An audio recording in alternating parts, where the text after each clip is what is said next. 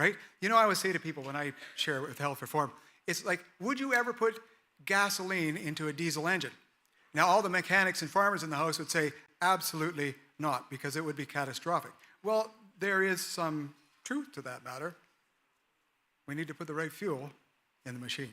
So we're so thankful that you're here, brother, to share with us. I have another introduction, so it is my pleasure to read it. So, well, welcome back, friends and church family. We are thankful that you're here for this important afternoon session. The focus is vitality, especially how we can overcome heart-related challenges through faith, lifestyle, and God's enabling grace. This afternoon, we're privileged to learn from Dr. Clark, again, as he shares simple, powerful ways to live with vitality and overcome heart challenges. His work has inspired thousands to take practical steps toward better circulation, balanced nutrition, and emotional strength through trust in God.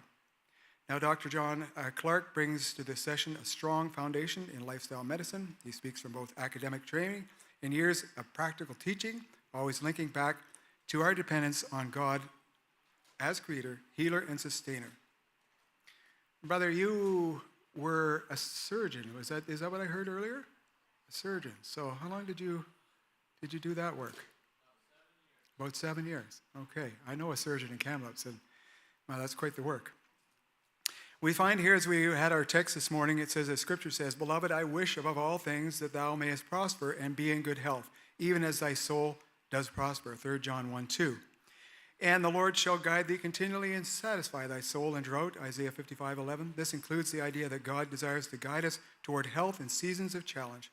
Dr. Clark this afternoon will show how simple natural strategies such as lowering cholesterol through food and lifestyle, reducing risk of heart disease, stroke and depression are not just secondary to our faith, but actually part of our witness to a world in need.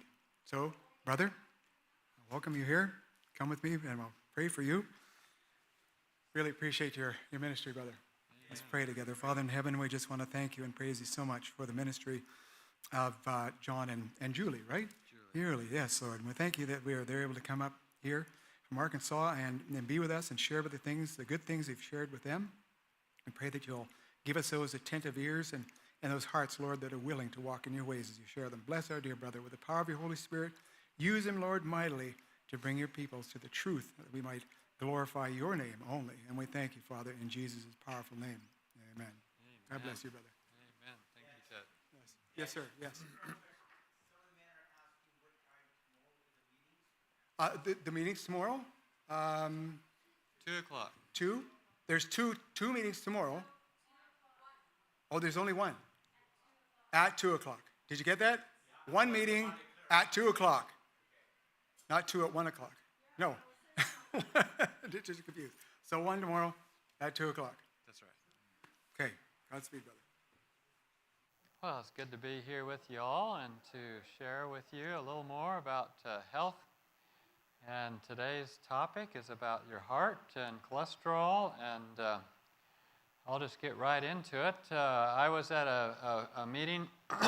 This gentleman came up to me. He's one of these people that likes to bait you. You know what it means to bait you? It's like, yeah, if God said you should not eat of every tree in the garden, that kind of thing, you know. And he says, hey, Dr. Clark, why me? I had a heart attack at a cholesterol of 3.6. How's that possible? And he went on to say that his doctors had shared that they were jealous of his naturally low cholesterol. They themselves wished they had that because they themselves had to be on drugs to achieve that kind of level. And they assured him that he was safe. And then he's in the hospital looking up from the bed, and they're asking him, when do you want your bypass surgery? That wasn't the outcome he had expected. And how do you explain that? And he had me puzzled for a while. And I'll get back to him. He's sort of my case example to illustrate a few points.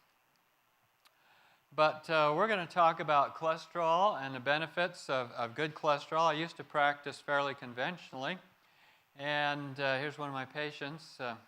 He was a local celebrity and wanted his picture with me. But now I practice lifestyle medicine. Our goal is to maximize your health above the probability of disease. and avoiding things like drugs and so forth. Healthy people don't need drugs. Most people would like to be healthy, so what does it take to be healthy? Does that make good sense? And so that's our goal here. So overview, we'll talk about the benefits of healthy cholesterol. Now, how can that be? It's kind of like blood pressure and blood sugar.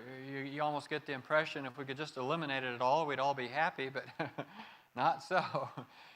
You need some cholesterol for some good reasons that we'll talk about. You don't want too much, you don't want too little. There is a balance. And then we'll talk about mind-body connection and some of the effects on cholesterol and of course, heart disease. Because cholesterol, as you'll see, is the main thing we look at when we're talking about heart disease. So what are benefits of healthy cholesterol? Why do I need it? What's it for? Well, first of all, it's there for brain development. Your brain has a lot of cholesterol in it. And if you didn't have cholesterol there, you end up with brain troubles. And cholesterol helps you have energy, both physically and mentally. Helps you feel good. If you get too low on cholesterol and you're in the hospital, it's a bad sign. It's sort of meaning impending doom. And if you get low cholesterol too low out in the community, you tend to get suicidal. So beware about taking too many cholesterol pills, huh? Cholesterol is also very important for the cell walls. You ever picked up a plastic bottle that sat out in the sun too much and it was brittle and it broke? And, well, it ran out of BPA. Well, BPA is there to make plastic softer. Cholesterol helps make your cell walls more softer, especially red blood cells that have to squeeze through capillaries. And so you need your cholesterol for that. It helps digest fats, and it's also important for your immune system. And if you don't have good cholesterol, then you're more susceptible to infectious diseases. And then there's hormones. I didn't know what picture to put up there for hormones, so I thought I'd put that one up. Is that a good picture for hormones? Anyway, you need hormones, and most hormones have the backbone of cholesterol. They're a cholesterol molecule with a few added things, and then, of course, hormones are very much involved in fertility. That's a list of things that cholesterol are good for, all the things that's used in your body. And we'll come back to some of those as we go along here.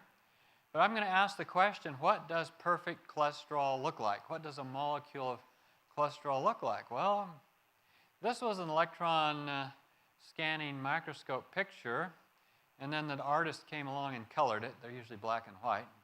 Made the cholesterol pink. It's really round balls, micelles. It's a fancy little round thing that carries fats from your digestive system, from your liver, out to the rest of your body. But what would a perfect one look like? And what would a bad one look like? And how would you know the difference? Well, you all know what a junk car looks like. It's got dents and poor paint job and worn out. And a good car, clean and pretty and no dents and paint still shines. Well, we'll get into what bad cholesterol looks like. But first I got to tell you about my uncle. My uncle died at the age of 39 of heart disease. 39. He was just starting his career as an academic anesthesiology in the University of Texas. That's a bad time in your career just to give up the ghost. And he left behind my aunt and 2 cousins. That's not good. That's a disaster. It was a disaster from the beginning. Well, okay, what led to this? How did he get this way? What led to the heart attack? Okay, let me ask you a question. What do you think? What do you think his nightly supper was? What do you eat every night for supper? What was that? Meat and potatoes? No? Fast food? No. See, you could give this lecture. You know what would do it. Those would do it for sure, but no, it wasn't meat and potatoes. It wasn't fast food. Vegetables? No, it wasn't vegetables. Big. Oh. No, it wasn't Big Frank's. Potato chips. See, potato chips would have done it. No, sugar. Well, the product he ate did have some sugar in it. Ice cream. You're right. Ice cream. And you're thinking, why ice cream? What's so bad about ice cream? What's the deal? Well, you see, ice cream, they say don't feed it to your dog, it'll kill it. Eat it yourself. But you see, the ice cream, when they make the ice cream, they put in milk, eggs, and cream with all this cholesterol in it, and then they whip it full of air. Air has oxygen in it, and then they freeze it suddenly. The whole time that product is on the shelf with the frozen air pockets in it, it is oxidizing the cholesterol. The cholesterol becomes a free radical. The cholesterol becomes very dangerous. The cholesterol becomes, well, within 24 hours of eating oxidized cholesterol, laboratory animals, this is a study done in Canada, laboratory animals develop lesions in their blood vessels, like pimples in the blood vessels, that lead to plaque and heart attacks if your body didn't clean it up. Within 1 day of eating ice cream, you can have the beginning of plaques in your arteries. And there's other things like that. It's a custard mix, milk, eggs, sugar, cream. And you end up with different custard mixes like ice cream that do this. But there's other things, pancake mixes. I went to a supermarket not long ago. I picked up a pancake mix just to verify my information. Sure enough, it had dried eggs in it. The whole time that product's on the shelf, the dried eggs are being oxidized by the oxygen also that's in that package. Pancake mixes have been identified as a source of heart disease, of plaque, of pimples in your blood vessels, I'm saying. Cheese, is it high in fat? Is it high in cholesterol? Is it fresh? So it's high levels of oxidized cholesterol, definitely what we say atherogenic, causing heart disease, causing plaque. And then anything with animal fat. And so if you want to make oxidized cholesterol out of animal fat, you just take it to the backyard and you put it on the grill, and you can make oxidized cholesterol. It's very hard to get cholesterol from an animal to you without it going through the air and getting oxidized.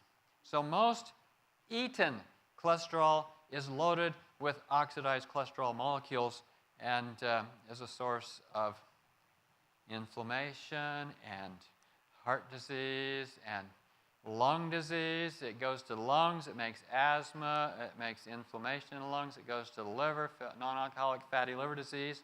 Incidentally, non-alcoholic fatty liver disease or fatty liver, about 30% of everybody in the world has it. It's gone up in the last 10 years by about 30-40%. It's like increasing along with what people are eating. But anyway, the inflammation goes to prostate. You get benign prostatic hypertrophy. You get cancer. It goes to the knees and elbows and fingers, and you get autoimmune disease. You get arthritis. It goes to the skin. Well, what's the matter if it goes into the skin? Oxidized cholesterol, because it has free radicals, causes damage to the DNA in your skin. You remember our lecture, our talk on Friday night of cancer. And you end up with changes in the DNA. And so oxidized cholesterol is one of the biggest causes of skin cancer. Oh, but I thought it was getting too much sun.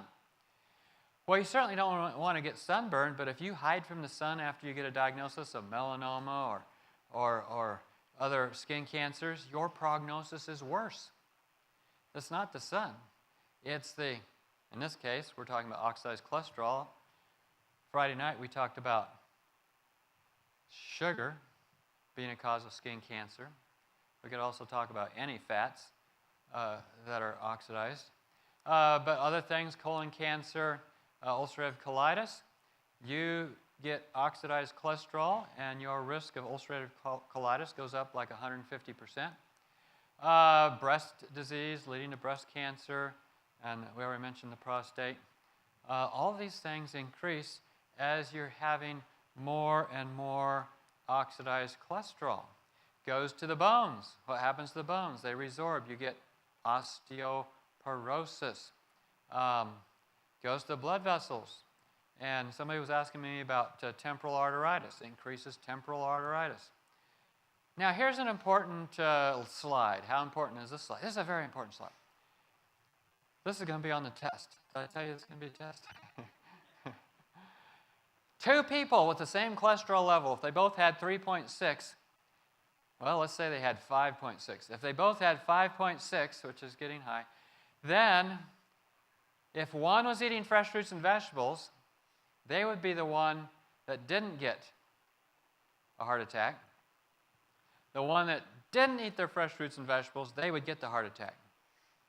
Now, I'm going to come back and tell you more about this. But this is very important because there's been a deflation in recommended levels of cholesterol over time that have reflected the pharmaceuticals company's ability to lower your cholesterol. Oh, look, we can make it go down to, 3.0. So let's tell everybody they have to have 3.0 and they have to take our drug to do it. Used to be back in the 70s, it was, recommendations were more in the 4 and 5 range. But there is good evidence. You don't want to be too high, especially since the way people get it high is through oxidized cholesterol sources. Now, you want to eat your antioxidants. If you have oxidized cholesterol, you want to stop eating it, but you can also clean it up with antioxidants. That's why fresh fruits and vegetables are helpful. That's why the person eating more fresh fruits and vegetables has less heart attacks. I'm going to give you just a list here of researched fresh fruits and vegetables that make a difference. Not that it's an exhaustive list or that you're limited to these, but just to illustrate. And so these have been studied. For example, potatoes with the skins lower cholesterol and are antioxidant and reduce the oxidized cholesterol levels. Wild rice, black-eyed peas, carrots, green leafy vegetables, red and green leaf lettuce, beet greens, raw and boiled garlic, apples and onions because they have quercetin, grapefruit, pistachio nuts. So there's a lot of good natural foods, seaweed, that is going to benefit you at both lowering cholesterol and lowering the amount of oxidized cholesterol in your body because you don't want the oxidized cholesterol. Okay, too much and too little of a good thing. We already mentioned all the things it's good for and you don't want too little. But we'll talk about too much now. Now, in your body, the central processing organ for your cholesterol is the liver. You don't need to eat cholesterol. Your liver will make it for you. You'll have plenty of it. Or if you eat some, it'll go to the liver and get processed. The liver then packages up the cholesterol into those round pink balls and sends it to the body. Those round pink balls are like delivery trucks. You've seen UPS trucks and well, the UPS truck or the delivery truck in your body is called LDL, low density lipoprotein. Just think of it as a delivery truck. It'll carry the cholesterol out to your organs for cell construction and resilience, for hormones, for digestion, for all those things we mentioned earlier. That's the way it gets there, to the brain. Then, when the cholesterol has basically had its time in your body, and it's time to change the oil, or time to take the old cholesterol back, then you need recycling trucks. Trucks that go out and pick up the old cholesterol and bring it back. And those recycling trucks are called HDL, or high-density lipoprotein. And so we talk about the ratio. Oh, you need a lot of recycling trucks if you have a lot of delivery trucks. Makes sense? And now down in the United States, in New York, we had a bunch of strikes in New York City of the trash collectors, the sanitation engineers. They're out there with their picket signs, and the news media is out there with their cameras saying, well, if you just give them more money, they'd pick up your trash. Anyway, one family figured out what to do. They took their trash, they put it in a box, then they taped the box all up, and then they put on pretty wrapping paper on the box. Now, in New York City, there's a big problem with thievery. So every day, Dad went to work with this pretty box in the back seat of his car and left the windows down. Every day, somebody came along and stole their box of trash. All to illustrate, if you're going to have a lot of delivery trucks, you need a lot of trash trucks running, or the trash is going to be piling up. And so HDL and LDL together, along with a third of triglycerides, make what we call total cholesterol. And so triglycerides will also be a part of heart disease, just because, yeah, they're really a part of total cholesterol. All right, so that's the way it works with HDL and LDL. And we've broken up LDL into different smaller categories over time, but this is the simplified version. So too little, you don't have good brain development, you get depressed, cell walls break, your digestion doesn't go well, immune system has trouble, hormones have trouble, fertility. But too much is the other problem. Here's a famous study, heart disease deaths. Across the bottom, we have the cholesterol levels, 3.8, 5.2. The farther you go above 5.2, the higher your death rate from heart disease, fatal heart attacks. And so we do feel justified in getting your cholesterol down for these kind of reasons. And we do focus a lot on the heart because a cardiac event is going to kill you. You're going to die of that maybe, at least a large percentage. And for example, if your cholesterol is over 6.5, your risk of dying of a heart attack is up 250%. But it's not just your heart. Once we get by the big ticker and the pumping of the heart, then we get to other things. Now, can everybody see my slide okay? Yeah? All right, good, because if you couldn't, you might have that disease, which is macular degeneration. And if your cholesterol goes up to 6.2, your risk of macular degeneration goes up by 60 to 80%. So we found that the same things that cause heart disease cause macular degeneration, and vice versa. The things that reduce heart disease reduce macular degeneration. So if you have macular degeneration, you'll be learning a lot here about how to fix it. And then there's your risk of high blood pressure. You see, when you have more cholesterol in your blood, it's thicker. Your thicker blood takes more pressure to pump it around. What's more, it's poorer at carrying oxygen.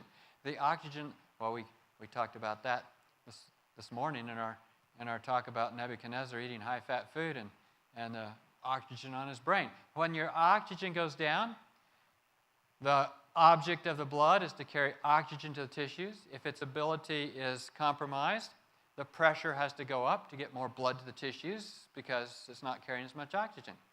So a big key to hypertension is poor oxygen carrying capacity of blood from high cholesterol, high triglycerides, high fat diet, and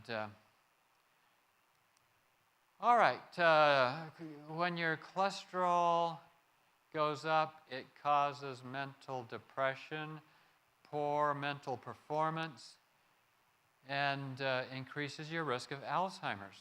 Oh. Does anybody here remember what Alzheimer's was?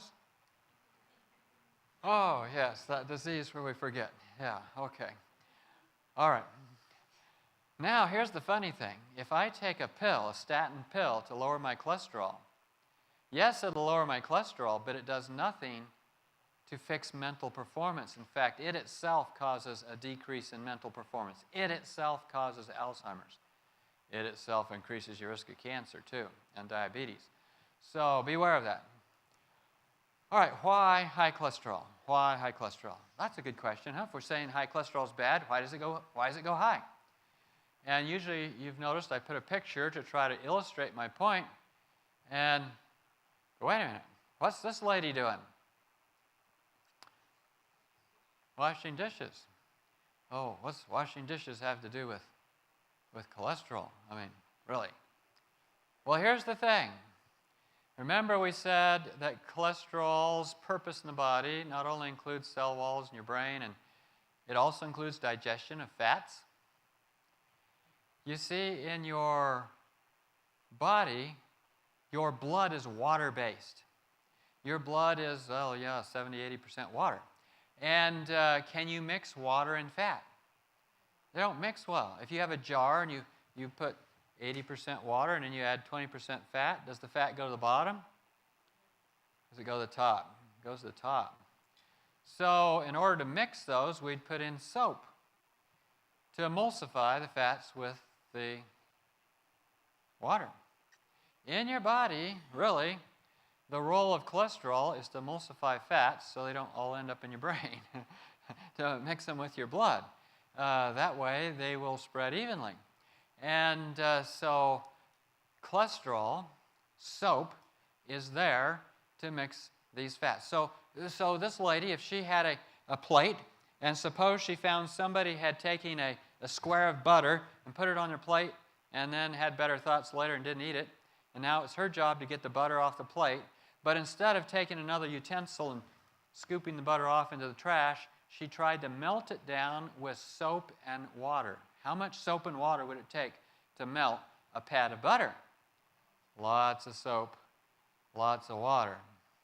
And that's the case in the body. So saturated fat raises your cholesterol way higher than, say, monounsaturated fats. Trans fat raises your cholesterol high. Refined fats do it. A high-fat diet. Anything with fat in it is going to take some soap. The more solid the fat, the higher the cholesterol goes. I had a family that I was following out in San Francisco for grandma who was having some dementia, and we had her on a good plan, and her dementia was improving a lot. And then the family heard that coconut oil was wonderful for dementia. So grandma started getting coconut oil, and boy, did she deteriorate. And she was having all kinds. Now her dementia was all back, and they called me. Oh, grandma's not doing so well. So I sort of did my diet survey. Well, we talked about this. Are you doing that? Are you doing this? So what have you changed recently? Well, we listened to this other person. They said you needed coconut oil for. We're giving her coconut oil. We just took her to the doctor. Her cholesterol came back 8.6.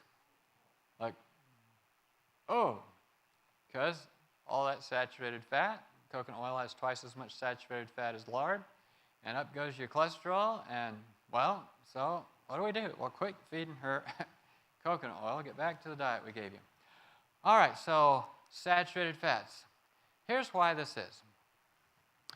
Here's what I call the soap cycle. So when somebody eats something high in fat and it comes down their esophagus, then when it hits the stomach tests it for the number of calories, how much fat's in it. Then, once it determines how much fat is in the food, it goes and it sends a message to the liver. Hey, liver, there's a lot of fat in this meal. You better put out some soap. If you don't put out soap, we're going to be in trouble. So start putting out the soap. And so the liver starts putting out the soap. Cholesterol esters in bile acids. And so the cholesterol esters and bile acids come into the small intestine. They emulsify the fats that you ate. And then the fats are absorbed down toward the end of the small intestine or somewhere in the small intestine. And they go into blood vessels that go back to the liver. And then the liver processes the fat and the cholesterol and so on. But it's been in the blood system. It's been, and so the more fat you eat, the more cholesterol esters end up in your bloodstream, the higher your cholesterol goes. For each 5% that you include in your diet, your cholesterol goes up 0.2. It's pretty predictable. If we eat a high-fat diet that's high in saturated fat, animal fat or hydrogenated vegetable oils or coconut oil, that can raise your LDL by 60%. You take a pat of butter like we're talking about, 40 grams, and that'll raise your cholesterol by 0.5. It's very predictable. We're talking about what you do every day, not just one time in your life, but every day. And on the other hand, some programs, in order to lower your cholesterol, will switch you from a solid fat, like trans fat, like margarine or butter, or animal fat or coconut oil, to mono or polyunsaturated fats, fats that are liquid at room temperature.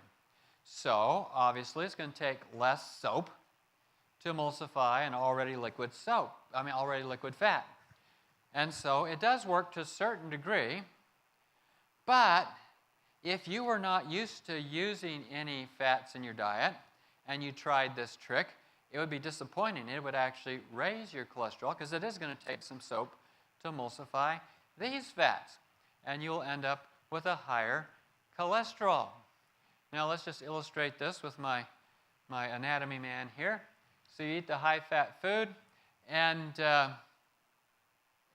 you have a choice between eating 100 calories as vegetable oil or 100 calories as nuts, for example, in your food. So maybe you have a muffin, a bran muffin that either has bottled oil in it, or instead of bottled oil, they use nuts, no oil.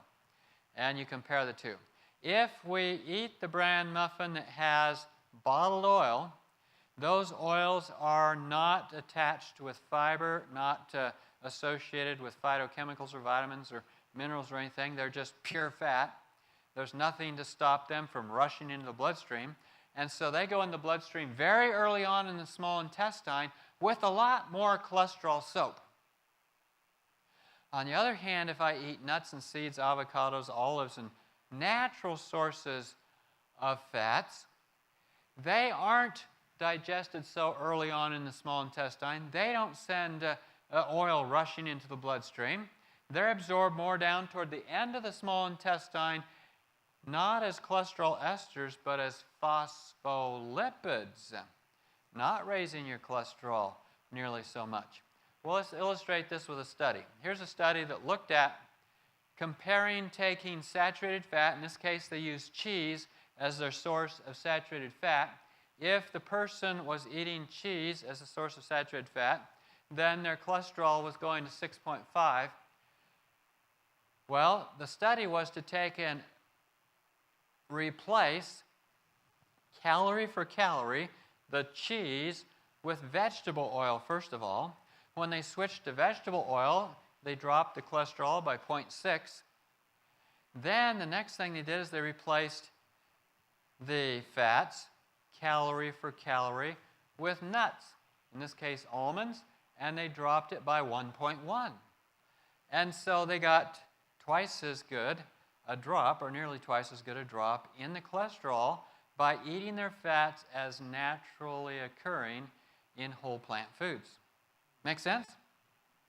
And so your best source of fats is whole plant foods. Another study looked at this, and they were able to reproduce the same thing. Oh, you know, God talks about fat?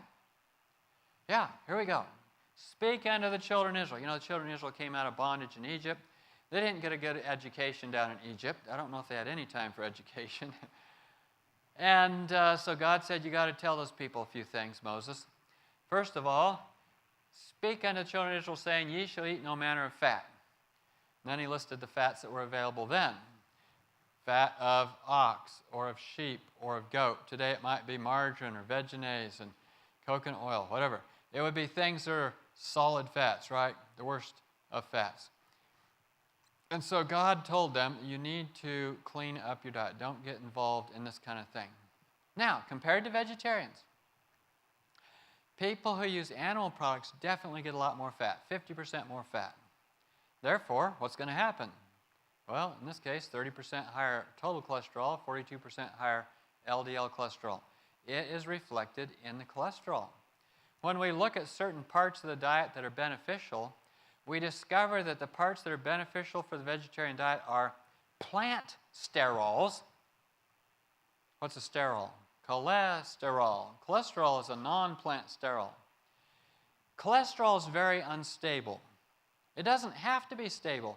Your pH is kept constant. Your temperature is kept constant. Your hydration is pretty constant.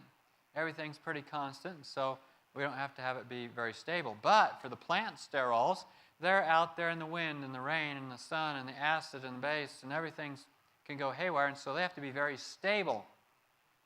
We'll talk about why this is important as we go along here. But at least they don't oxidize easy. They're healthy. Protein, fiber, and in this case almonds, they took this diet. When they gave it to people, they achieved a 28% reduction in cholesterol. 28 is pretty good. How good is it? Well, it's very comparable to what you can achieve with a statin drug. In other words, there's no cholesterol-lowering advantage to taking a drug to lower your cholesterol over lifestyle changes, except for one. Well, what's that one advantage? Well, if you take the pill, you can keep going through the golden arches. But as some people have observed, if you go through the golden arches, you might be getting close to the pearly gates.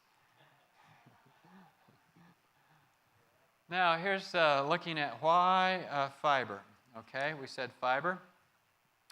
Now, when you eat this high-fat diet, and it comes down your esophagus, hits the stomach, and the stomach tells the liver to put out all the soap, if you have a lot of fiber coming into the small intestine with all this high-fat food and this cholesterol soap, then the fiber will absorb some of that cholesterol. The fiber will absorb some of that cholesterol soap and carry it into the large intestine, and it'll go out of your body next time you have a bowel movement. And it's fairly predictable. If you eat 1 gram of, say, oat bran, then you'll drop your total cholesterol by about 0.2. And so you figure out how much you need to drop it, and you eat lots of this fiber. But that's sort of suggesting that you eat what you're going to eat, and then you send a fiber chaser after it. And it works. But how about just eating food that hasn't had the fiber removed and has lots of antioxidants? So if you eat carrots, then you get lots of fiber. It lowers your cholesterol, plus it's loaded with antioxidants. So a switch is even better here. Beans, high in fiber, good fiber, and a couple servings a day can lower your cholesterol and triglycerides by 10%. What about these phytosterols? So the phytosterols, when you eat your high-fat meal and it gets to the small intestine, and the body is absorbing the fats along with the cholesterol soap, it will preferentially absorb the plant sterols instead of the cholesterol. And so that's how it lowers it. And so it looks like my thing kind of is going off the screen, but so for every 2 grams of plant sterols, you can see your cholesterol go down by about 0.36. And so things that are high in these plant sterols, and these have been studied, are things like nuts, Brazil nuts, pecans, pine nuts, pistachios, macadamia nuts, walnuts, almonds, hazelnuts. Notice I skipped cashews. Cashews do have some phytosterols, but they don't tend to lower your cholesterol because they're too high in saturated fat. Seeds, beans such as soybeans and peas, amaranth, a type of grain, or at least seed grain, fruits such as navel oranges, tangerines, and mangoes. These have all been studied. Vegetables, cauliflower, broccoli, romaine lettuce, all have been shown to be helpful through the mechanism of phytosterols. Okay, so what you really want to do is you want to go to this department in your store, and don't go grazing too far from this section. You're safe here. And so the combined effects of plant sterols, vegetable protein, and fiber can reduce LDL by 29%. Near maximal reductions have been achieved in 2 weeks. Well, that's pretty quick. But it's 2 weeks. What happens if I cheat on my diet just once in that 2 weeks? Your 2 weeks starts over. What if I cheat in my diet after a year of doing this? You get 2 weeks of high cholesterol. It's like your body's never not looking. It's like So I had a friend that worked at Weimar, a lifestyle center down in Southern California or Central California. And he had a patient that they were trying to get his cholesterol down. He would come to the institute, they would check his cholesterol, it was always high. Well, are you following the diet? Yes, I am. Kept looking at it. Finally, my doctor friend got all exasperated and said, okay, let's do a complete dietary survey. What did you eat for breakfast on Monday? Tuesday, went through the whole week, came to Sunday, got to Sunday noon, and the guy goes, wow, I've been doing so well all week that on Sunday noon I go out to the Golden Corral and I eat the big one. Oh, week, he was resetting his liver to send out a lot more cholesterol, so that his cholesterol wasn't coming down. So the 2 weeks is important there. All right, now let's get away from diet. Let's talk about other things that are important. And first of all, a regular schedule. Why a regular schedule? A regular schedule of what? Meal times especially in this case. When you're always on time with your meals, your digestion is better. When you always eat breakfast at the same time every day, you always eat lunch at the same time every day, and if you eat supper, eat it always at the same time, then your body's prepared with the digestive juices. It's prepared with the blood coming to the stomach. It's prepared with all kinds of things for your meal. We call it circadian rhythms or chronal nutrition. And people who do this have quicker digestion, more thorough digestion, and your body doesn't sit there and pick cholesterol so much out of the food. And your cholesterol doesn't go up so much. It lowers cholesterol, triglycerides, decreases abdominal obesity, and raises your HDL cholesterol. All beneficial from being on a very regular schedule. And on that regular schedule, you want to make sure you eat a good breakfast. A breakfast, well, preferably of whole grains with a lot of fiber, fresh fruit with lots of fiber, and this will be very beneficial for lowering your cholesterol. If you eat the same exact meal for supper, it'll raise your cholesterol a lot more than it would for breakfast. There's a more profound rise in cholesterol after the evening. It has to do with the fact that evening meals take about twice as long to digest. Sits around and your body tends to sit there and pick more cholesterol out of the food, and your cholesterol goes higher. And so keep that in mind. Evening meals aren't real helpful for cholesterol. Another thing that slows digestion is eating between meals.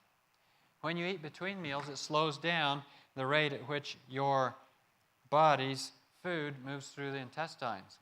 And so you end up with a higher cholesterol. Now, another thing that can help lower cholesterol is just eating less food. People who overeat definitely have higher cholesterols. It's because higher overeating makes it so your food passes more slowly again through your digestive tract. And so caloric restriction by 25%, which isn't that much, can lower LDL by 0.4, can lower triglycerides by 0.78, and very beneficial. Now, I talked about this for our talk earlier, and so I'm just going to remind you that when you have high cholesterol, it affects your brain a lot more than your heart. Your heart can stand a lot more plaque in it than your brain can. And once it develops in your brain, then you're headed for dementia for sure. And so Coldwell Esselstyn is the one that has shown with his low-fat diet that you can totally reverse heart disease simply by sticking with a diet that really represents fats only coming from fresh fruits and vegetables. He won't even let his patients eat nuts. But he was dealing with patients that were on their deathbed basically with heart disease and were considered too high a risk for surgery. And so he gave them a totally non-fat diet. But he achieved results that he published on and made a big difference. All right, and so his diet helps all kinds of things. And all right, I'm going to move on to the next one. Good hydration.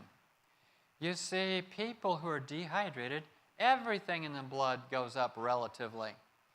Everything gets more concentrated, including your cholesterol. You drink more water, it'll lower your cholesterol by sheer dilution. When you drink more water, it also helps the bloodstream to clear itself of cholesterol faster. It's like when you're trying to clean something, the more water you use, the faster the dirt goes away. The more water you drink, the faster the high cholesterol goes away. Incidentally, when you eat, well, we mentioned ice cream earlier. Ice cream is a mixture of sugar and milk, milk being the source of cholesterol. If you just drank the milk, your cholesterol would go up and come down. You mix it with sugar, it goes up and stays up for a full 24 hours. Much, much longer than if you had not mixed it with sugar. Aren't we told something about not mixing milk and sugar? And so it makes a big difference. Gardeners get more sun. They get more fresh air. Remember we said that the cholesterol goes to your skin? Well, when it goes to your skin and the sun hits it, it turns it into vitamin D.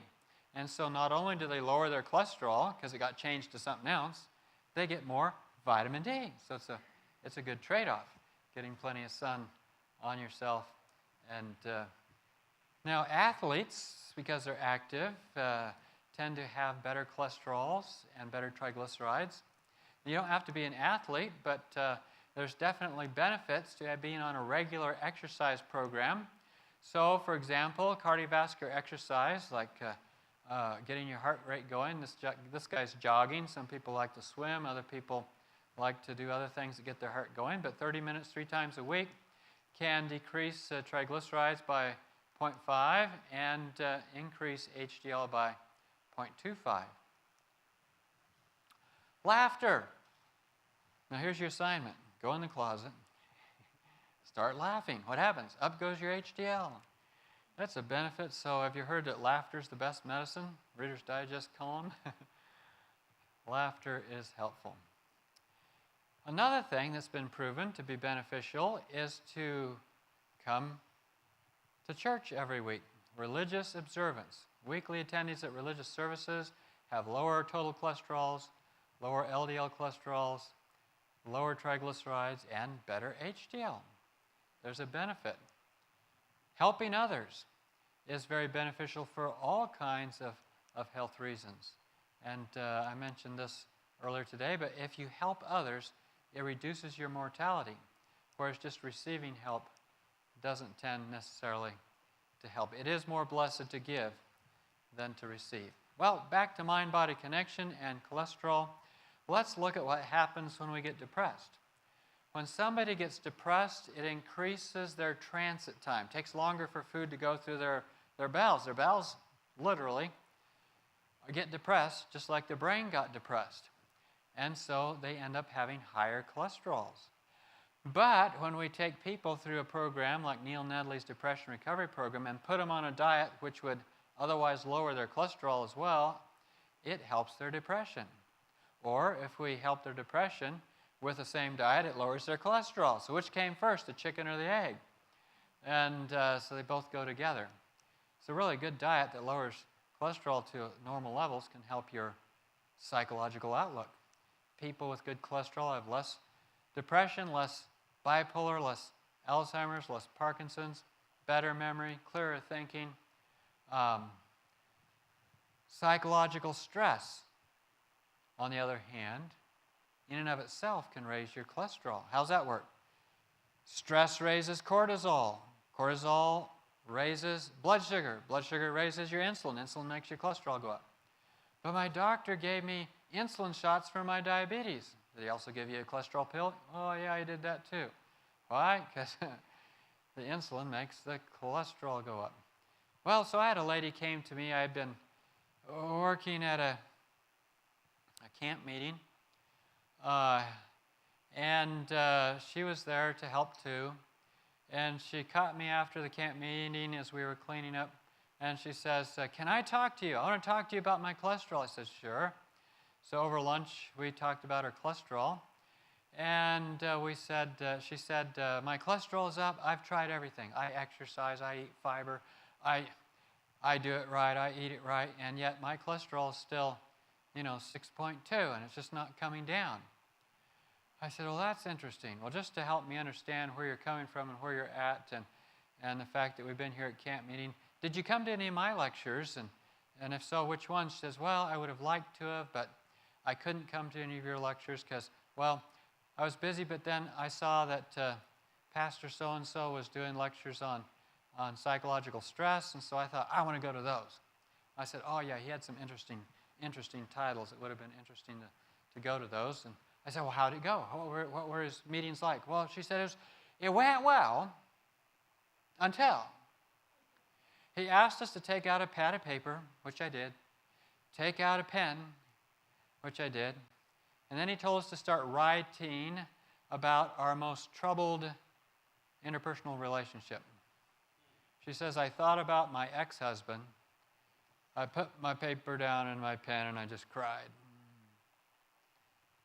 And so, yeah, stress raises cortisol, cortisol raises blood sugar raises your insulin, at least insulin goes up as a result of it, and insulin raises your cholesterol. And so, approach to her needed to be how to deal with stress. And a couple of years later, I saw her and she learned how to deal with stress and her cholesterol came down. Had another lady that used to tour with us and did vegan cooking schools. And she was under stress because her son went down to Mexico and got in with the wrong crowd and got murdered. And then she got wind of all this and no justice, and she was angry and her cholesterol went up. Stayed up until a few years later she came to grips with it. She let God have that stress, left it with Him, and her cholesterol came down. Stress raises cholesterol. Now, I've got a solution here. Here's a good solution.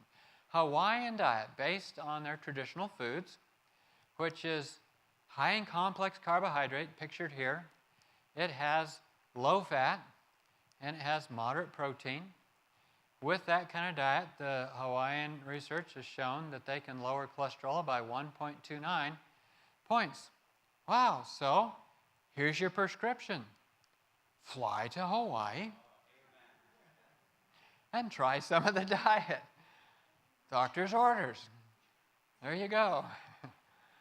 Well, it'd be nice, wouldn't it? But we know in heaven we'll have a good diet, good lifestyle. In Eden they had a good diet and lifestyle. Isn't this the diet we're talking about here? Is the Eden diet, the Bible diet, the diet that God gave man in the beginning? Fruits, nuts, seeds, grains, beans, and later vegetables. Yeah, and so this is the diet that makes a difference. And he showed me a pure river of the water of life, clear as crystal, proceeding out of the throne of God and of the Lamb. In the midst of the street of it, and on either side of the river, was there the tree of life, which bare 12 manner of fruits, and yielded her fruit every month. And the leaves of the tree were for the healing of the nations. So we'll have a different fruit to eat each month off the same tree. Isn't that fascinating? Well, let's get back to my gentleman here. So he's coming at me. Look, Dr. Clark, I had a bypass surgery after having a cholesterol of 3.6. Why is that? Well, let's talk about 3.6.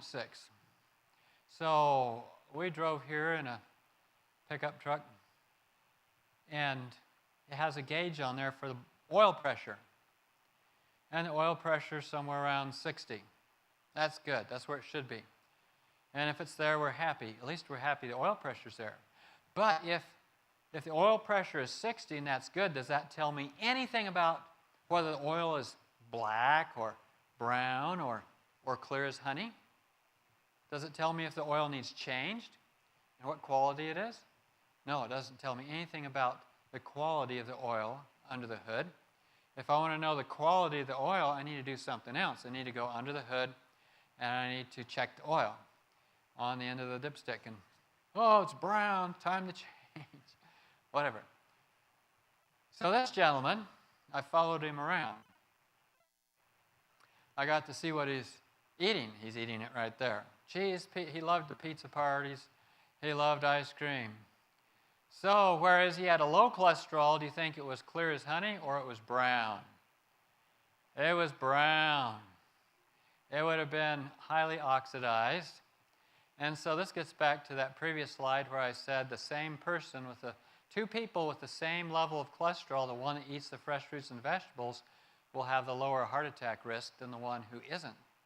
So don't let the numbers deceive you. Yes, it's good to be low, but it's not going to be beneficial if in the low cholesterol you're still eating junk food, pizzas and ice cream and that kind of thing. You got to be aware. So this gentleman eventually died of his heart disease during our time that we knew him. In summary, that's kind of small, isn't it? You need some good, healthy cholesterol. Too much cholesterol hurts your heart, your brain, and your eyes. Oxidized cholesterol creates disease all through your body. Stress raises and oxidizes your cholesterol. Good lifestyle, dietary, and psychological habits make for good cholesterol. So you want to go low fat, avoid the soap producers, cooking oils, animal fat, margarines, and butter. Eat more fresh fruit and vegetables, nuts and seeds, whole grains, and beans in preference to refined foods, oxidized foods, and animal protein. Keep a regular schedule, including a good breakfast and even skipping supper. Become more physically active. Drink more pure water. Oh, this thing's doing funny things. Turn your stress over to God.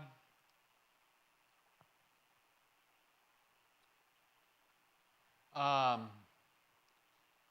slide's going crazy, sorry. I guess that's the last one. Okay, very good. So our website is Northern Lights Health Education. And if you go to our website, over on the left-hand side is a button for presentation handouts. You can print out a copy of this lecture with all the different references. Or if you want, on the same page, down at the bottom, you can print out, you can download the entire lot of them in book form, which we've put it in print, but it's hard to ship to Canada these days. There's also videos on there. You can go and watch different videos. There's probably 60 videos covering different diseases and topics of interest.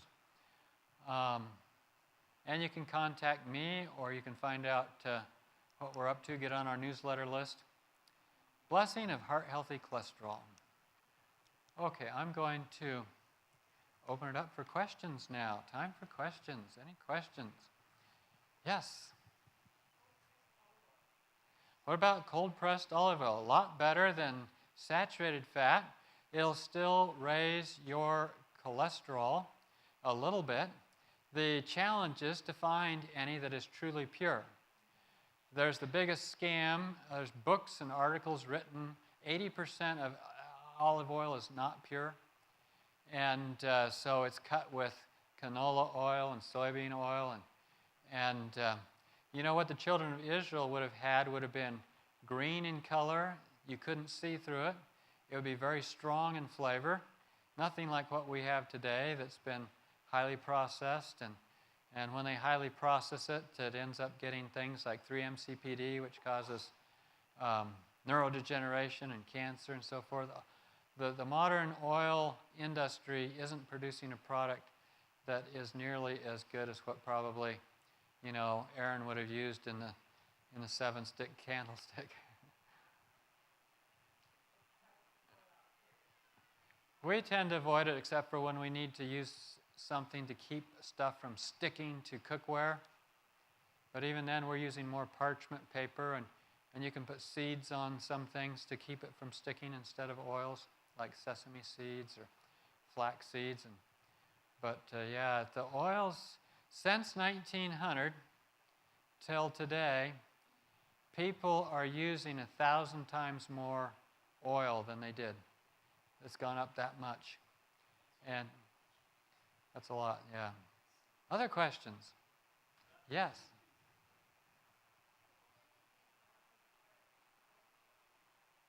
Well, the number there, 3.6, is very good as far as your numbers. But the cleaner your diet and your lifestyle, the more you can allow it to go up without fear. It used to be in the 70s, it was a lot higher that they said you needed to have. Of course, that was before the Framingham Heart Study and other big studies. But and I say health reform by faith. You eat it right, you live it right, and then quit checking.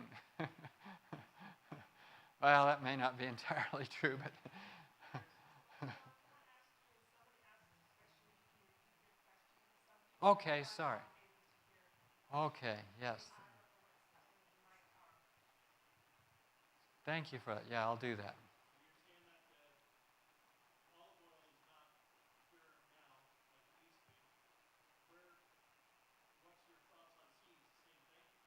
Seed oils?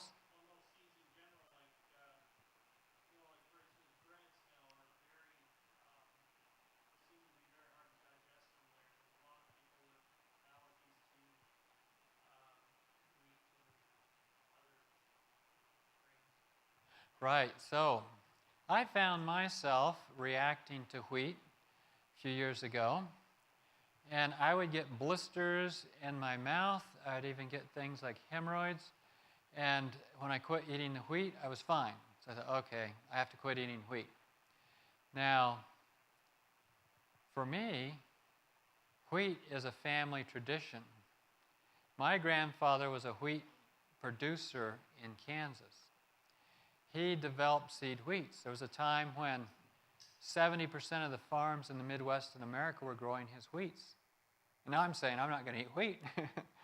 Well, why can't I eat wheat? Well, then I ate potatoes and the same thing happened. I'm like, okay, it's not the wheat, it's not gluten. What's going on here?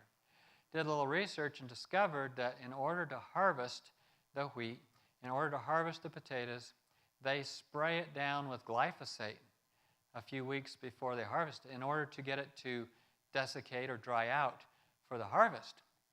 And so I was reacting to the glyphosate. So I started eating organic wheat, no problem. Organic potatoes, no problem. So a lot of it's the chemicals they're putting on the foods more than just the food itself that's making a difference. The other thing that happens with wheat that makes it hard for people is that the storage conditions aren't always optimum. And the wheat can be stored a little bit wet or gets wet and mold grows in it. And there's a lot of trouble with wheats that are put across the ocean in barges, that they get wet. And so countries that are dependent on other countries for wheat are always testing their wheats for aflatoxins and other products of molds, and they have to reject some barge. Well, this happens everywhere, you know, and so your wheat can be contaminated with molds. The other thing is that instead of stone grinding wheat, they process it like rolled oats, only they just keep putting the rollers closer and closer together until you have a fine flour. It's a wet process, and it's subject to molds. And so you're more likely to get molds in the wheat.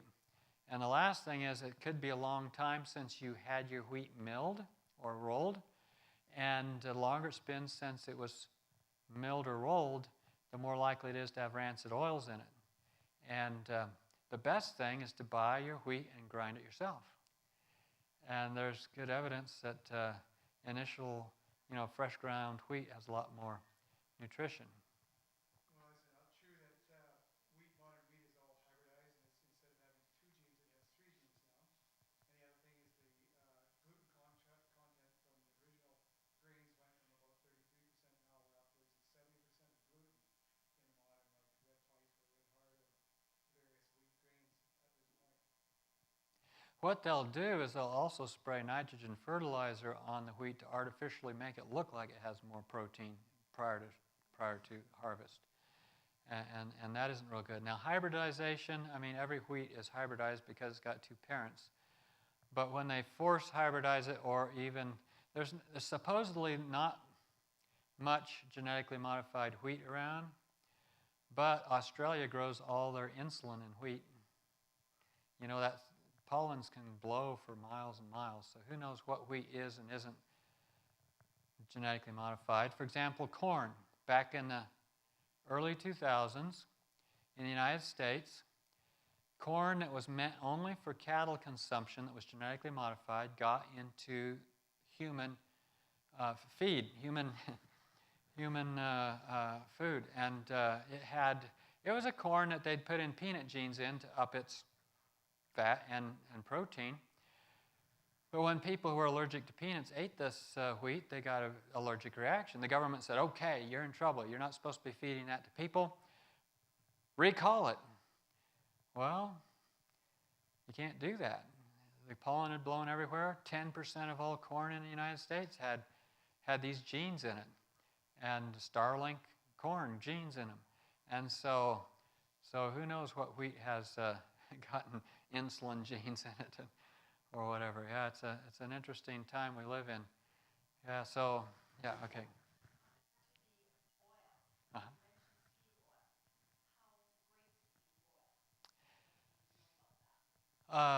Any of the oils, the seed oils are especially implicated in poor health for people. A lot of the seed oils have genetically modified components as well, and it comes right They can detect it in the oil. They can take an oil and study it, and it's either from genetically modified plants or not. I don't know if grapeseed is particularly genetically modified.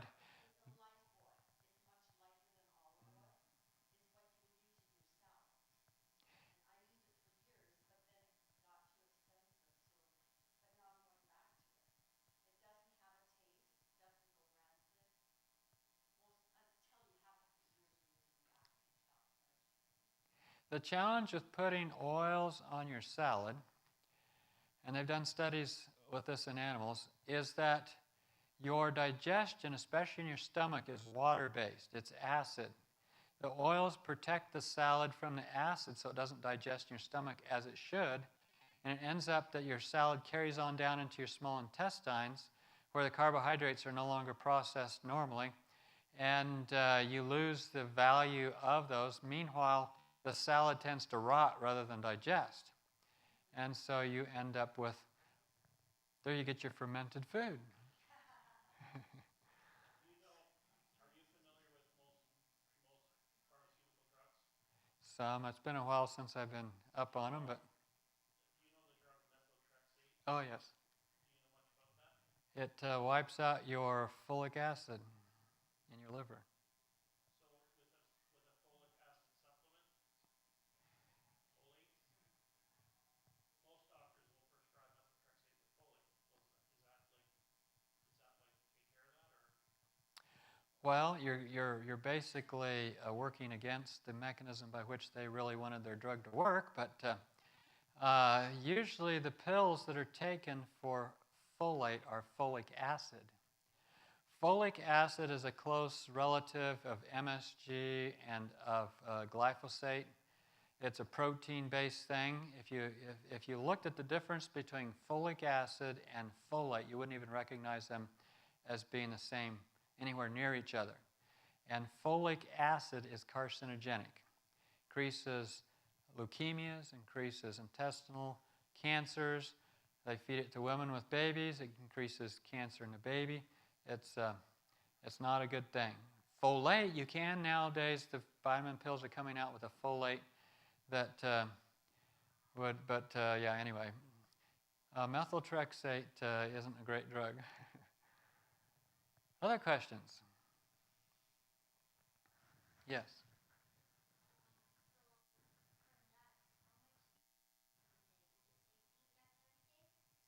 Nuts. The question is, how much nuts can you eat in a day? Is it safe to eat nuts every day? And so our advice is to make no more than 10 to 15% of our diets as nuts.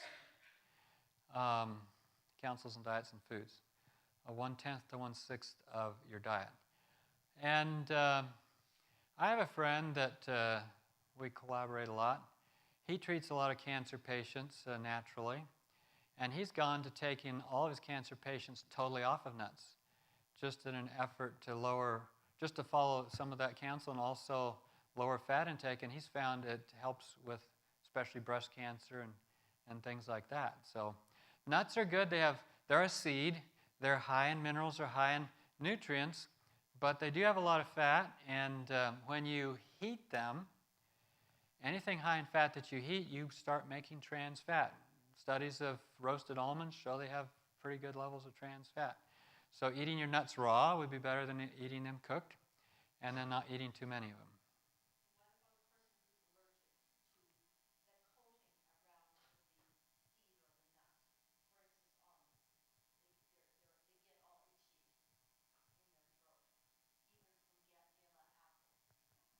There's no requirement that you have to eat nuts, so you can just skip them, or you can try soaking them overnight, try blanching them and skinning them. Some people do better with soaking their nuts overnight before they use them.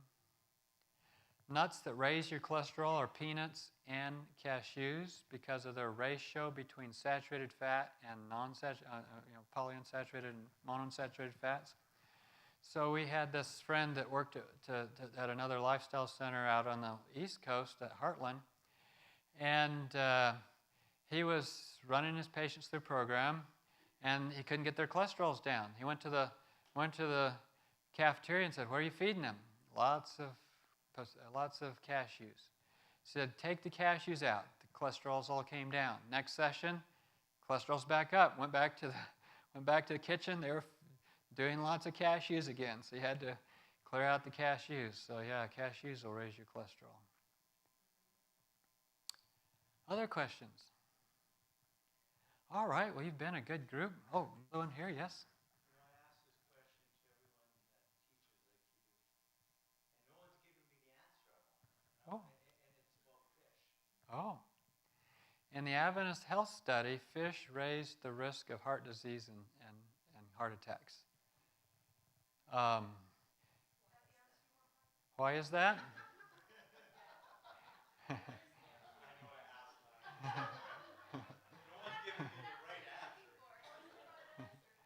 The epidemiology study doesn't give a mechanism. It just tells you, look, statistically, people eating fish are getting more of these problems, and they control for all the confounders, so they know that's it. In the study, in the studies of fish oils being used for treating things, the outcome isn't near as good as using flax oil. Those long-chain omega-3s, whereas they're very important for children, you make those pretty much yourself out of short-chain omega-3s, like is in flax. But a lot of people have wondered. I have a number of different talks I give, and a couple of them, fish oil does come up, and it's got very negative outcomes for some diseases. They'll tell you to use it for autoimmune diseases. Not necessarily the right thing to do. They'll tell you to use it for cholesterol, because it's a polyunsaturated or it's omega-3. Depression, yeah. But you're much better off. What does the Bible say about eating fat of animals? We just read it, right? You should eat no manner of fat of ox. So it's an animal fat. So I would say it's not a good thing to choose. You can get the same fats from from seaweed these days, because they grow it in seaweed and they skip the fish. I don't know if that's beneficial or not.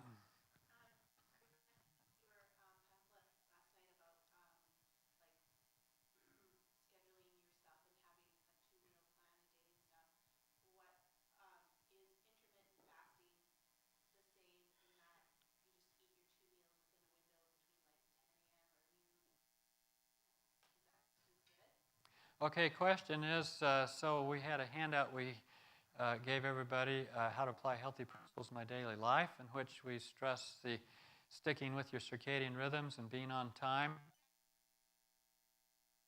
about picking a breakfast time and a lunch time and keeping them on time. In the last about 6-7 years, science has been doing a lot more research into chronobiology, circadian rhythms, chrononutrition, and they're moving in our direction, but they haven't really gotten to the point of saying you got to eat breakfast at the same time every day. They have what they call intermittent fasting, which they say, okay, limit your eating to a window of time. But studies show that people who eat at the exact same time every day have much bigger benefits than those that move their meals around, even a half hour.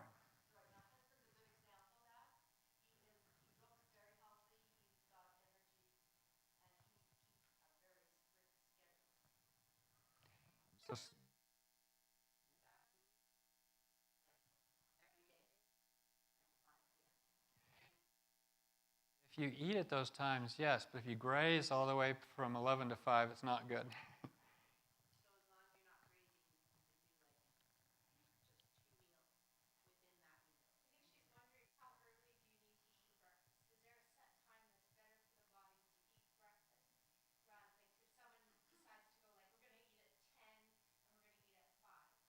Oh, I see. Good, thanks. So when is the best time to eat your meals? Well, the best thing, there's a lot of extenuating circumstances, people shift work and all this kind of stuff, but if you had an ideal schedule, then eating a breakfast around 7 and lunch around 1 or 1:30 The goal is to get 5 hours between the end of breakfast and beginning of lunch. Our advice in Counsels on Diets and Foods is better 5 minutes early than 5 minutes late. That's a very tight schedule. And when you do that, then what happens is the body prepares. It preempts the meal with insulin already in the bloodstream. It preempts the meal with blood flowing to the stomach, all ready for the meal. It also gets the hormones all ready. Your leptin, your ghrelin, your digestive juices are all ready right at the right time. If your meals are always changing, the body says, I don't know when to get these things out. I don't know when to put the insulin in. Higher blood sugars, slower digestion, higher cholesterols. And so when you can be on time, you're much more benefited. And so the principles are 5 hours between meals. It makes it very hard to eat a supper, because if I get 5 hours between meals and my meal is 30 minutes, then I'm spreading out over 12 hours that I got to get 3 meals in, and I got to have 3 hours between the end of supper and going to bed is the other principle. So you'd have to eat breakfast about 6, eat lunch about 12, supper about 5, and then go to bed about 9 to get it all fit in.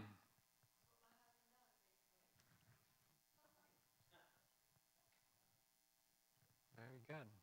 When Mark asked about fish, you spoke about the oils and fish oils and the results that you've seen. But what about the toxicity levels in fish? Oh, good point. Right. I was out in Vermont, and somebody asked the question about fish, and I said something about, there's toxins, and who can find a clean bit of water on this planet, much less a clean fish. I said, if you're willing to drink the water the fish lived in, then maybe you can eat the fish.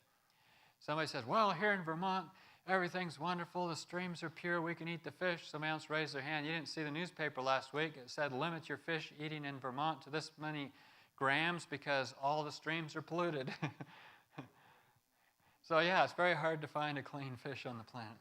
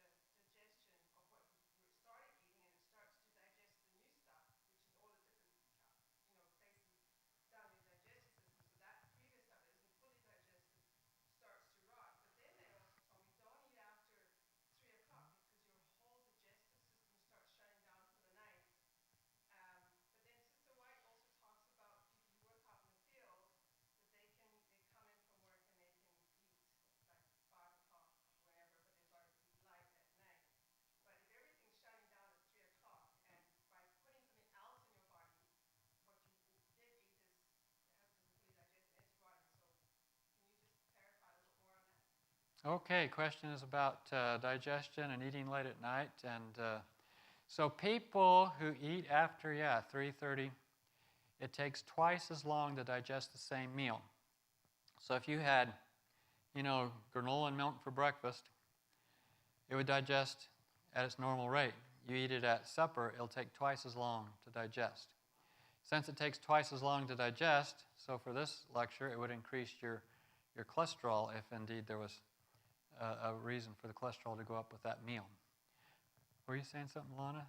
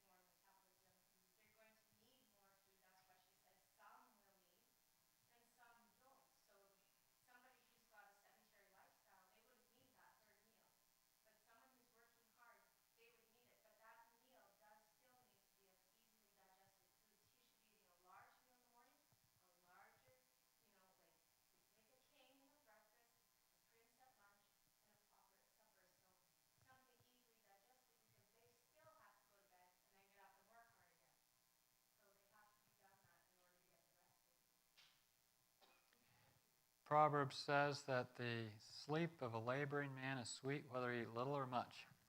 Back here in the back and then up front.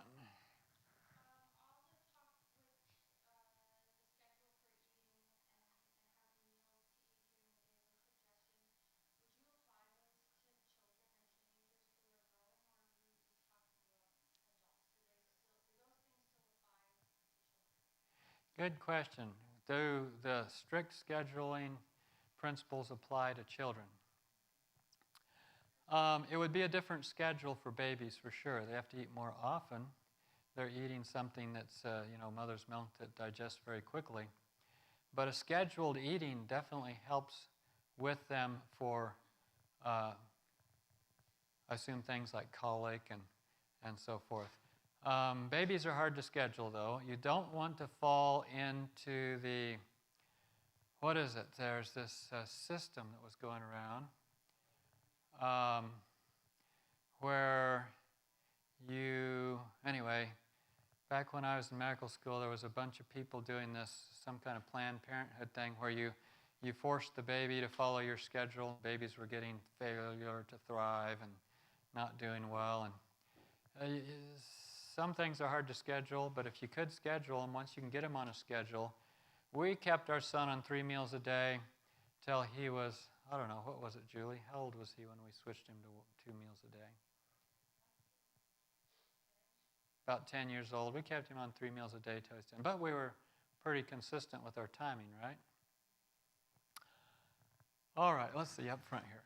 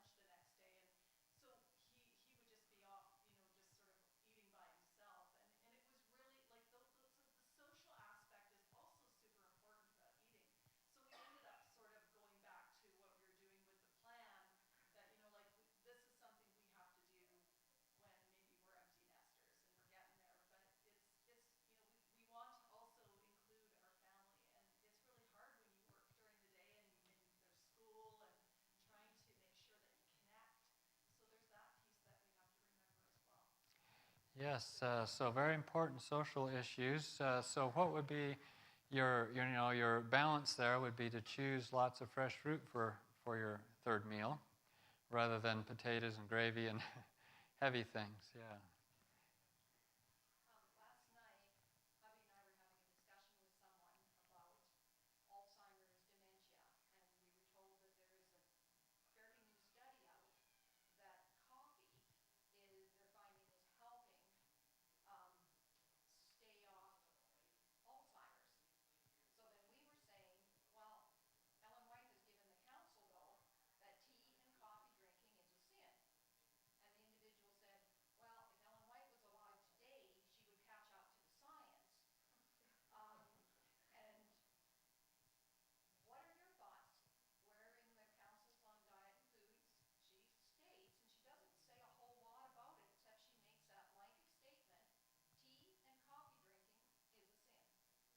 Oh, yeah, she calls them a lot of other things, too. And the reason we don't smoke, the reason we're in a healthy diet, is for clear minds, whereas drinking the coffee would give you a very unclear mind. But that said, the advertising budget for the coffee industry far out exceeds any research budget for any university, for the NIH, and they can buy research. They do buy research. They'll come up with anything they want to produce, and they will produce it. I've come up against this. There's some topics I've studied out, and I would pull a whole bunch of research articles, and they were all over the place. You couldn't make heads or tails out of it. It was like, for example, osteoporosis. So I do a whole talk on osteoporosis, but I didn't have a talk on osteoporosis. And I went to do this talk on osteoporosis, and I'd listened to Hans Diehl's CHIP program, what he talked about osteoporosis, and I listened to some others, and I thought, okay, should be no problem to put together a talk on osteoporosis. I pulled out 50 articles. I read through them, and half of them said you need animal protein in order to have good bones. Half said if you drink milk and eat animal protein, you'll get osteoporosis. And my wellness nurse wanted me to get this talk together in a hurry, and I was like, there's no way. You know, I'm putting that on the back burner. There's nothing to, it's too all over the chart. It's just, no, come on, we have to have a lecture on this. Everybody's got this, and it's a problem. This was up in Maine. I said, okay. I was working off the abstracts. I said, pull the whole articles for me. And it's expensive to pull all the articles, but she pulled all 50 articles. And I went through, and I wrote on each article with a big felt pen, is this pro-protein or against it? I sorted them all out in 2 piles. It was 25 one way and 25 the other. Then I looked at who sponsored them. Every one of the ones that said you needed animal protein to make your bones better were sponsored by meat industry, places like Iowa State University in the middle of meat country, or every one of them had conflict of interest. All the others had no conflict of interest. They were just articles that were written by PhD that happened on it. And I need to publish this because it's good data. And so there's the amount of manipulation of data out there is ridiculous. So what you have to do is you have to start by reading the Spirit of Prophecy and find out where the boundaries are. You got to find out where the goalposts are, and then you go to the other stuff and see if they've caught up yet. Let's see, right here and then back there. Just staying on that topic is a lot of times you meet a lot of educated people that will try to convince you, oh, coffee is good or whatever, I have to tell myself, no, I will go back to the Spirit of Prophecy and stay with it, because a lot of the research is finally catching up to what she had already said. Yes. So, why do we argue as Seventh-day Adventists? There's no room to argue. Yes. Harvey Keller was one of the greatest doctors ever, and they were wondering why he was so good. And he said it was because I read the Spirit of Prophecy, and that's the way it goes. And, there's articles out there telling you that wine is good for you. It's not the wine, it's what's in the grape. So it depends on the special interest group, and we've been given the Spirit of Prophecy to help us get through the last days. People theologically say that if Ellen White lived today, she would say half the things she said theologically about salvation. They say that it was all relative to her time. And so she lived in it was like culturally relevant for the time. And, that's a whole different interpretation of theology that really doesn't, fits the culture. It's always contextualized for the culture. And I'm afraid we cannot look at the Spirit of Prophecy like that. You spoke a lot about nutrition and various functions, body functions, everything. Are you having a seminar where you talk about the lymphatic system and the purpose of the lymphatic system and how it affects toxins in the body and these antioxidants and all this kind of stuff? Okay, question is whether or not I have a lecture on the lymphatic system and its effect on toxins in the body and disease. I tend to approach things from a disease point of view and then find everything that's related to it rather than what diseases might be related to it. So I don't really do much of that. But the lymphatic system does come up in some of my talks for sure. Well, if the lymphatic system is not working as well as it should be, then toxins get stored in the body and they get stored for too long, all this kind of stuff. So I was wondering if you were able to address that or talk about that in a certain way. Okay, the question then is it true that if your lymphatics aren't working, toxins build up? Perfect health depends on perfect circulation.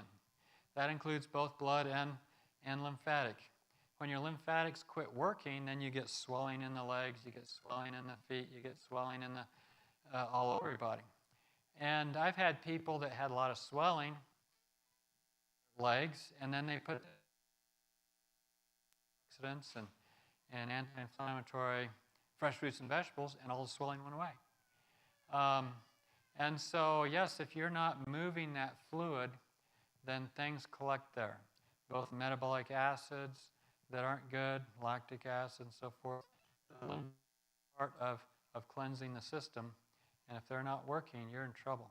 Fats will especially plug up your lymphatics. Okay, question is about how to move the lymph. Number one is walking.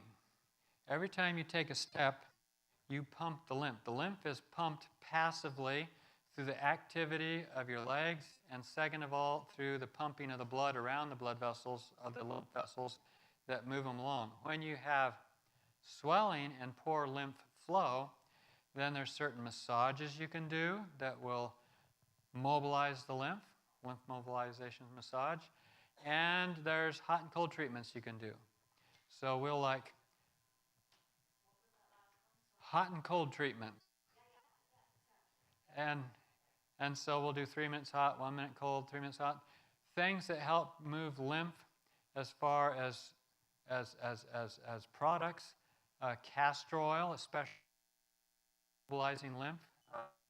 It's a good one for that. Otherwise, anything that lowers the inflammation and decreases the swelling in your body. Let's see, I saw a hand over here. Sorry? About the pancreas? Oh, yes, the pancreas. What would you like to know about the pancreas?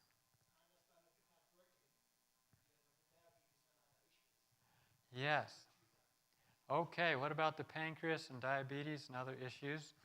The big area, so the pancreas is an organ that's right here behind your stomach.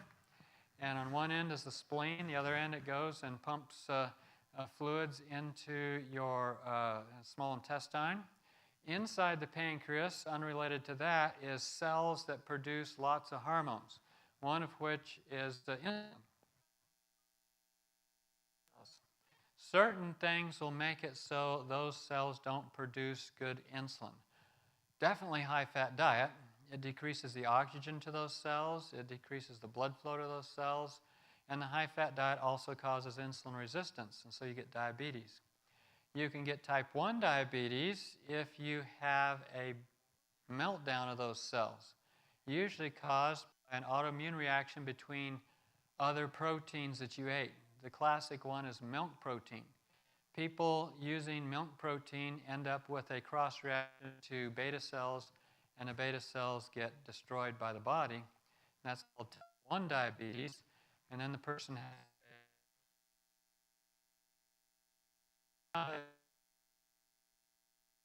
they're in the honeymoon period. Hard to get the pancreas to work. In order to get it to work, a lot of hot and cold treatments over it. We do charcoal poultices overnight. We have a whole list of herbs we use that decrease inflammation and stimulate insulin secretion. They're all in my website under the diabetes handout.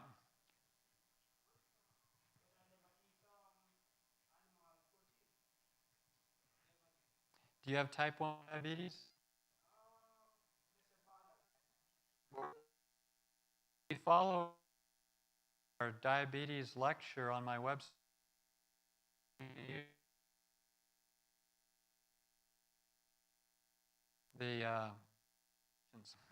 Is my thing going out here? Oh, it's got plenty of. Maybe if I put it around front here, maybe it's where the signal is. Maybe the pulpit one. All right.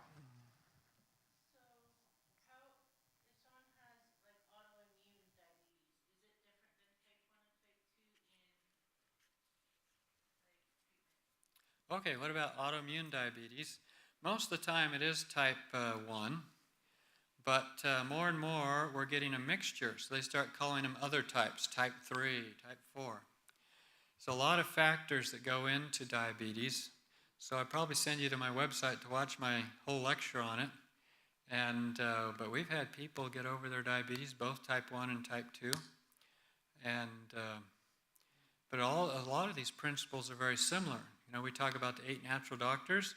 It's like one cure fits all, and no overdosing, at least for the most part. And, well, I think we've run out of time. We've kind of been here a while. Why don't I say a prayer, and we can go out, and if you have some personal questions, we can cover those. All right, let's bow our heads.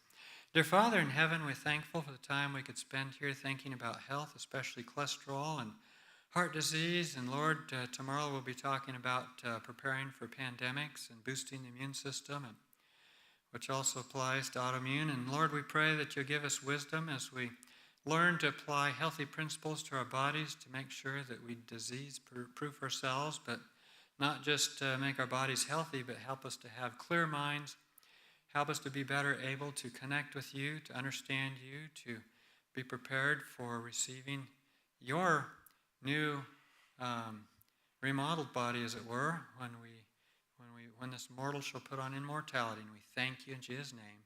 Amen.